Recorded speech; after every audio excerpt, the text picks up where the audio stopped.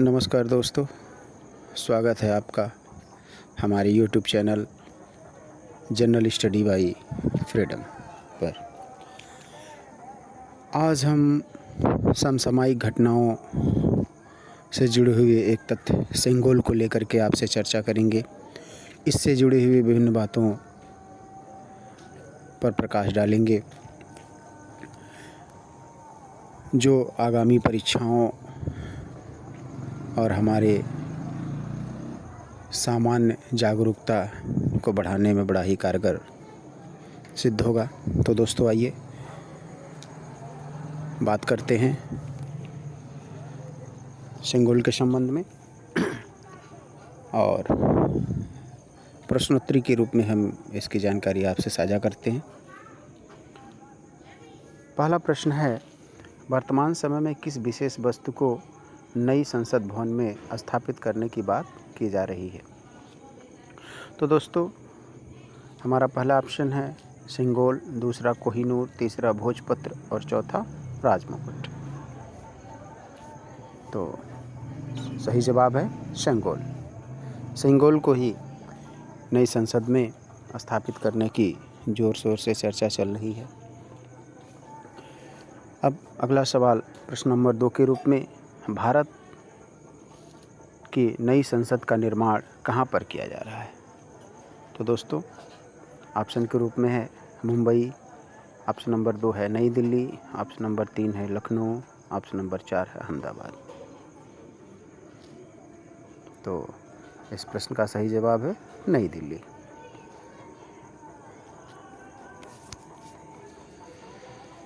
अब प्रश्न नंबर 3 के रूप में आपके सामने है, सेंगोल किस राजवंश से संबंधित है?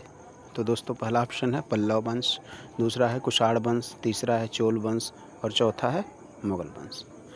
तो इस प्रश्न का सही जवाब है तीसरा चोल वंश। साथियों, चोल वंश के राजाओं द्वारा सेंगोल को एक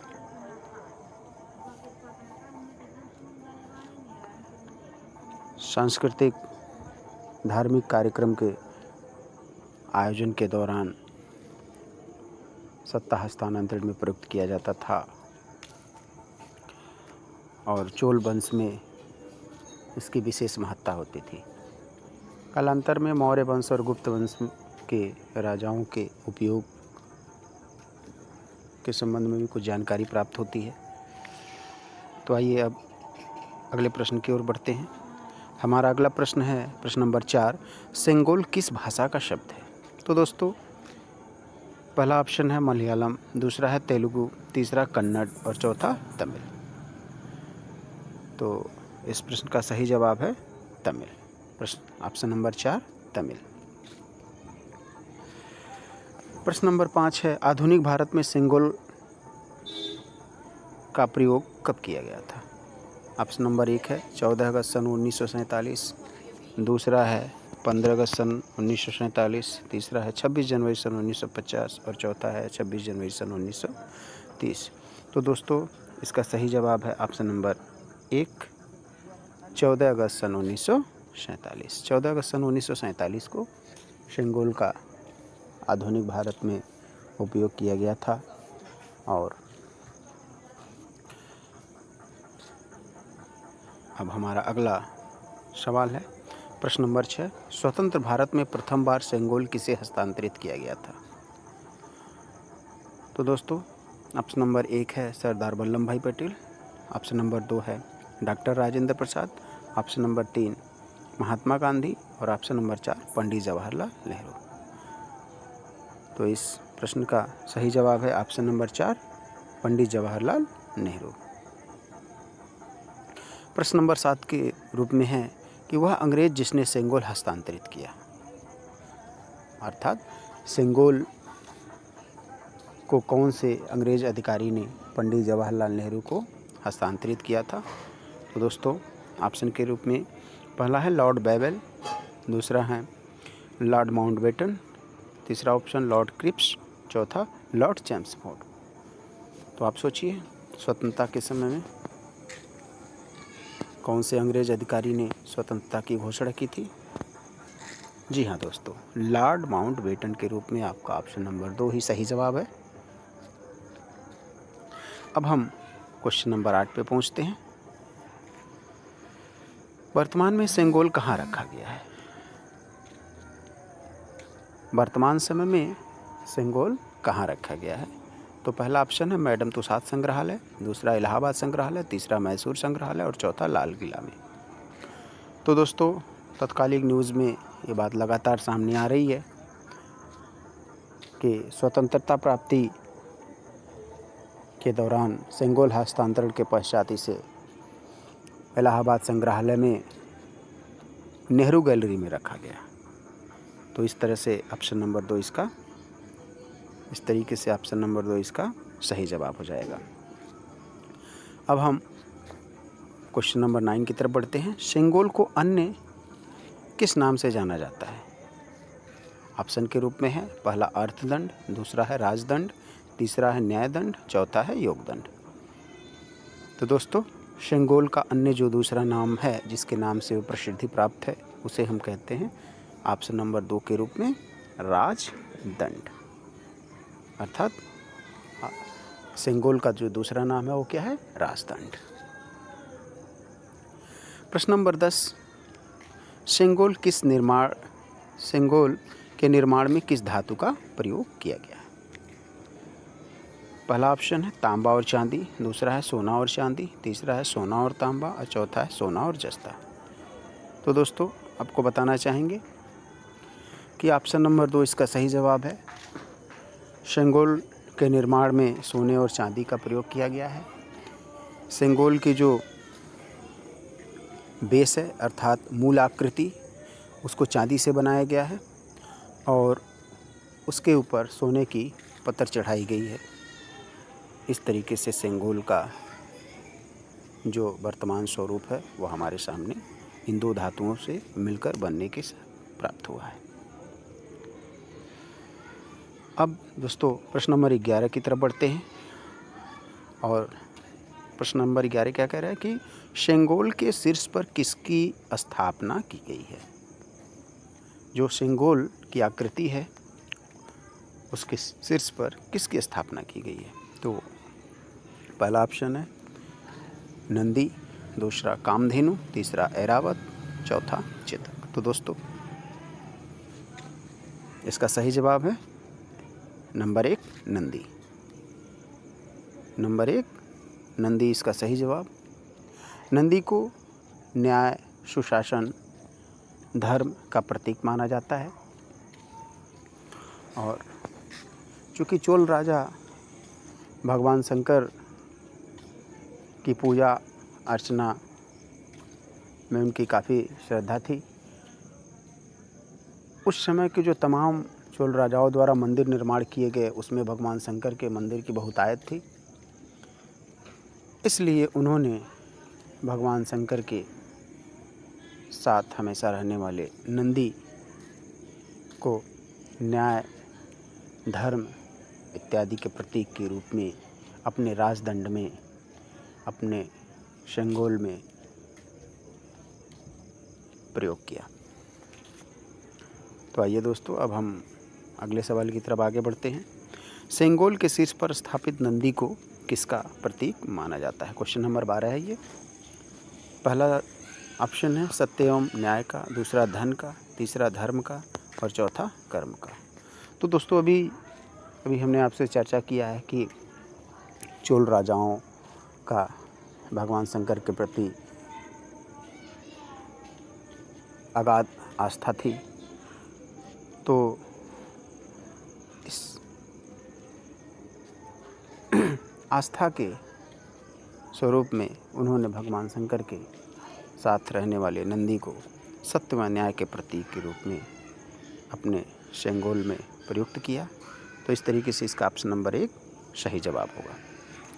प्रश्न नंबर 13 कह रहा है कि यह किस राजवंश का ध्वज है? आपको एक ध्वज दिखाई दे रहा होगा जिसमें शेर की आकृति बनी हुई है, लाल रंग और सफ़ेद रंग के मिलान से इस झंडे का निर्माण हुआ है आयताकार में। ऑप्शन दिया है कुषाण वंश का, दूसरा चोल वंश का, तीसरा मुगल वंश का और चौथा तुगलक वंश का। तो दोस्तों ऊपर तमाम जो बातें की गई हैं वो किस राजवंश से की गई हैं? चोल राजवंश से। तो जाहिर सी बात है इसका जो सही जवाब है वो क्या होगा? वो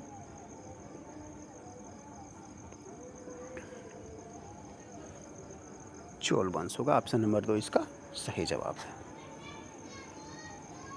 दोस्तों अब हम अगले प्रश्न की तरफ बढ़ते हैं। प्रश्न नंबर 14 में एक चित्र आपके सामने दर्शाया गया है। चित्र में पूछा जा रहा है कि पुरोहित द्वारा चोल राजा को क्या दिया जा रहा है। आप ध्यान से देखेंगे तो आपको बिल्कुल साफ समझ में आएगा। ऑप्शन के रूप में क्या दिया है? शेंगोल, दूसरा किताब, तीसरा घोड़ा, चौथा हाथी। तो दोस्तों चित्र देखने के बाद आपको क्या समझ में आया? शेंगोल छड़ीनुमा आकृति का राजदंड अर्थात सेंगोल पुरोहित द्वारा राजा को समर्पित किया जा रहा है कि वो अच्छे से न्याय और न्यायसंगत शासन करें। अब हम प्रश्न नंबर 15 की तरफ आगे बढ़ते हैं और देखते हैं। प्रश्न नंबर 15 में पूछा जा रहा है कि यह तस्वीर किससे संबंधित है? यह तस्वीर किससे संबंधित? दोस्तों इसमें ऑप्शन दिया तलवार, दूसरा धनुष, तीसरा शेंगोल और चौथा ढाल। तो चित्र देखने के बाद स्पष्ट है कि ये जो चित्र है वो किससे संबंधित है? शेंगोल से, अर्थात ऑप्शन नंबर 3 इसका सही जवाब होगा।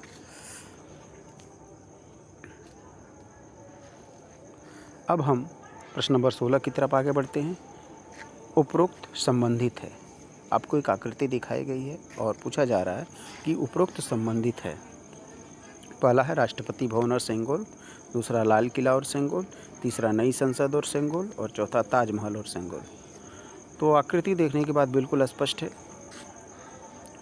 कि ऑप्शन नंबर 3 इसका सही जवाब होगा, क्योंकि उक्त आकृति में नई संसद भवन और सेंगोल को एक साथ दर्शाया गया है, अर्थात ऑप्शन नंबर 3 इसका सही जवाब है। प्रश्न नंबर 17 के रूप में आपके सामने है कि सेंगोल का निर्माण किस स्वर्णकार द्वारा किया गया था? दोस्तों बहुत ही महत्वपूर्ण सवाल है ये, और ऑप्शन के रूप में है पहला बुमड़ी बंगारू, दूसरा मणिकर्ण, तीसरा है TN राजरत्नम और चौथा रामास्वामी। तो दोस्तों हम आपको बताना चाहेंगे कि सेंगोल के निर्माण में बुमड़ी बंगारू का महत्वपूर्ण योगदान था, अर्थात ऑप्शन नंबर 1 इसका सही जवाब होगा, क्योंकि बुमड़ी बंगारू जो कि पेशे से स्वर्णकार थे, उनके द्वारा सोने या विभिन्न धातुओं के आकृतियों के निर्माण में सिद्धहस्त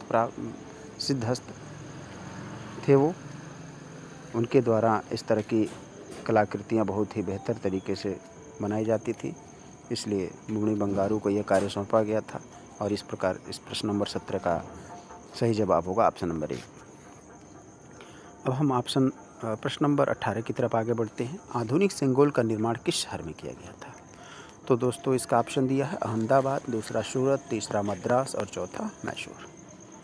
तो आपको बताना चाहेंगे कि बुमड़ी बंगारू जिन्होंने सेंगोल का निर्माण किया था वो मद्रास शहर से जुड़े हुए थे। मद्रास शहर के प्रसिद्ध स्वर्ण व्यवसायी थे, इसलिए इसका सही जवाब है ऑप्शन नंबर 3। अब हम आगे बढ़ते हैं और प्रश्न नंबर 19 की तरफ चलते हैं। प्रश्न नंबर 19 में है आधुनिक सेंगोल के खोज का श्रेय किसको दिया जाता है? दोस्तों आज़ादी के समारोह के आयोजन की जब बात चली और समारोह फीका ना हो, इस बात पर जब विचार विमर्श होने लगा, तो जवाहरलाल नेहरू जी ने उस समय के परम विद्वान दार्शनिक, भारतीय सभ्यता के, भारतीय इतिहास के विद्वान जानकार से संपर्क किया। दोस्तों आइए देखते हैं इस ऑप्शन में वो विद्वान जानकार कौन है। पहले ऑप्शन है चक्रवर्ती राजगोपालचारी, दूसरे हैं सरदार वल्लभ भाई पटेल, तीसरी सरोजनी नायडू और चौथे बाल गंगाधर तिलक। दोस्तों सारे ही विद्वत और महापुरुष है, लेकिन उस समय पंडित जवाहरलाल नेहरू ने जिनसे संपर्क किया था वो थे ऑप्शन नंबर 1 के रूप में राजाजी अर्थात चक्रवर्ती राजगोपालाचारी, जो कि स्वतंत्र भारत के प्रथम भारतीय गवर्नर जनरल भी रहे।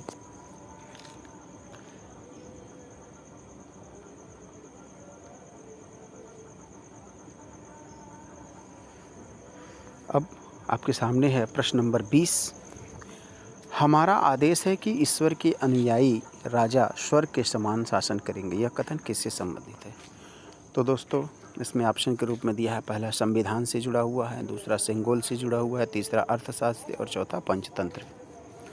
तो दोस्तों हम बताना चाहेंगे कि ये जो कथन है ये सेंगोल से जुड़ा हुआ है और ये कथन उस समय कहा गया था जब सेंगोल का हस्तांतरण लॉर्ड माउंटबेटन द्वारा पुरोहितों को और पुरोहितों के माध्यम से जब पीताम्बर धारित कराकर पंडित जवाहरलाल नेहरू को सेंगोल स्वतंत्रता के प्रतीक के रूप में सुशासन न्यायसंगत शासन हेतु समर्पित किया जा रहा था, तो तमिल विद्वानों द्वारा इस बात को कहा गया था, जो कि तमिल भाषा में रचित श्लोकों से उद्गृत था, कि हमारा आदेश है कि ईश्वर के अनुयायी राजा स्वर्ग के समान शासन करेंगे, अर्थात आपका शासन न्याय और सुशासन से जुड़ा होना चाहिए, सब पे समान तरह से नज़र होनी चाहिए। तो इस तरीके से दोस्तों आपके सामने समसामयिक तथ्यों के रूप में सेंगोल से जुड़े हुए 20 प्रश्नोत्तरी आपके सामने रखा गया है। बहुत ही महत्वपूर्ण प्रश्न है सेंगोल से जुड़े हुए। आशा है कि ये जानकारी आपको बहुत ही लाभकारी सिद्ध होगा। आगामी परीक्षाओं में यह आपके लिए बहुत उपयोगी सिद्ध होगा। इसी के साथ चैनल पे समय देने के लिए आपको बहुत बहुत धन्यवाद। और हमारे channel general study bye freedom को आप सब्सक्राइब करें, लाइक करें, शेयर करें, ताकि हमारे इसी तरह से समसामयिक घटनाओं से जुड़े हुए रोचक तथ्य आपको समय से प्राप्त होते रहें। बहुत बहुत धन्यवाद।